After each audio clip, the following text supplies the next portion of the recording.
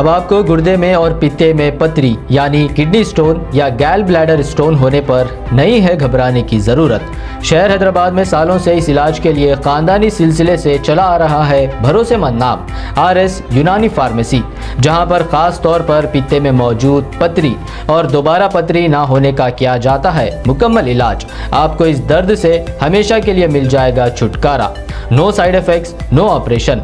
तशखीस करते हुए दवाएं की जाती है फराहम। तो देर ना करें, जल्द ही तशरीफ़ लाए RS यूनानी pharmacy, Bahadurpura X road, opposite Canara bank, Hyderabad. मज़ीद तफसीलात के लिए रब्त करें 9390610436 पर।